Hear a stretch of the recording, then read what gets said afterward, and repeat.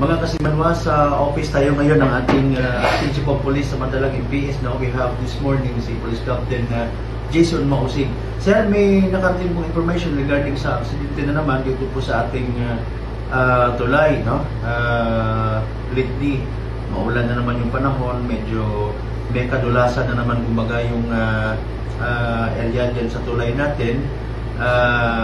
Yung aksidente po, is it also due to the rainy days natin, maulan yung panahon at saka madulas yung tulay natin? Sa tama ho ba? Yes sir, bali good morning po sa inyong mga tagapanood at saka tagapakinig ng inyong programa po. Bali po, totoo po na dito po sa Madalag kasi kahit na mainit dun sa ibang lugar, dito madalas po dito umuulan. So lalo na sa panahon ngayon na tag-ulan din talaga, madalas po basa yung ating steel bridge dyan sa Guadalupe Bridge. At kaninang umaga po, bali tumawag yung ating isang personnel, si Sergeant Nabarosa, na meron ngang na-aksidente na isang pick-up Estrada dyan sa tulay na yan. Sa kabutihang palad, wala naman pong nasaktan po. Okay. Maybe saan galing at saan pupunta itong pick-up na to? Galing po ito dito sa Barangay Poblasyon, Madalag Aklan, at pauwi na po ito sa kanila. Okay. Nung nangyari po yung insidente nga po ng pagkadulas ng sasakyan niya, doon sa habang binabaybay niya yung ating steel bridge.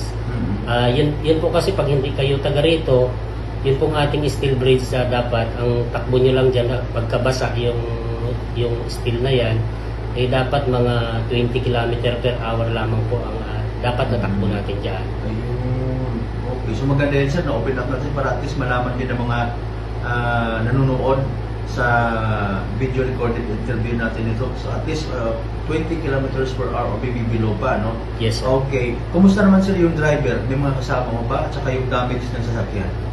Sa damage po ng sasakyan, may tama po yung sasakyan na dun sa harapan niya, at yung atin pong driver naman, wala naman pong napabalitan na injured.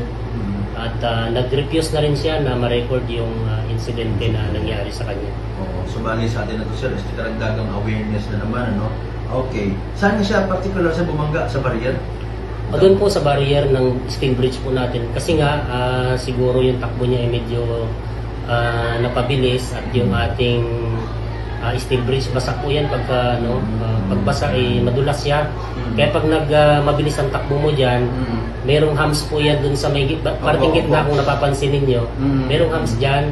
Ngayon pag napapreno ka dyan, ang tendency, dudulas talaga yung gulong ng sasakyan mo, at pwedeng umikot yung sasakyan at tumama doon sa barrier na sa gilid ng steel bridge po natin. Speaking of dyan sir, yung nilalagay ho ba dyan sir na parang hamsa, ano yan, sa municipal na o sa probinsya o sa DPWH? Yan, kasama na po yata yan sa pagkagawa ng tulay po natin. Okay. May pagkakataon guys, so, I mean possibility na dapat na i-redesign yan kung nakaka-contribute yan sa aksidente. Sa tingin niyo po? Siguro po ang kailangan lamang ay sumunod yung ating mga owner ng ating mga vehicle, yung ating mga driver sa tamang takbo, kung anong tamang bilis ng takbo diyan sa Guadalupe Bridge. Meron pong mga signages diyan na nakalagay po doon na dapat ang takbo ay 20 km per hour lamang doon sa steel bridge na yan. Lalo na po kung basa yung bridge na yan, talagang madulas. Pag nag-brake ka, talagang may tendency na dudulas yung gulong ng sasakyan mo at kumampas doon sa barrier. Okay. So, hindi naman ganun kadalas talaga yung accident sir, ano? Actually, madalas po. Madalas talaga? Madalas po yung okay, I'm supposed to ask that kasi sir, ano? Yung dalas niya, yung frequency ng aksidente, nakakailan ba tayo sir sa loob ng halimbawa 6 months, 3 months, or even 1 month? Wala akong hawak na record ng exact figure, but madalas yung aksidente diyan. Ang karaniwan po diyan yung mga hindi taga rito sa Madalag. At napapansin ko mga bago pa ngayon mga ibang sasakyan na diyan, na aksidente diyan. Oo. Importante sir, kumpleto naman yung signages natin, di ba? Hanggang ngayon po, meron pong signages diyan na winawarningan yung mga mga gumagamit ng steel brakes na ang takbo dapat diyan ay 20 km per hour lamang. Pero siguro napapabilis yung takbo ng mga driver natin. Oo. Sige sir, mahalagang paalala ito sa lahat ng ating mga commuters na posibleng mapunta rito sa bayan ng Madalag. Sir, sa information ito, maraming salamat and advance Merry Christmas po. Advance Merry Christmas po. Thank you.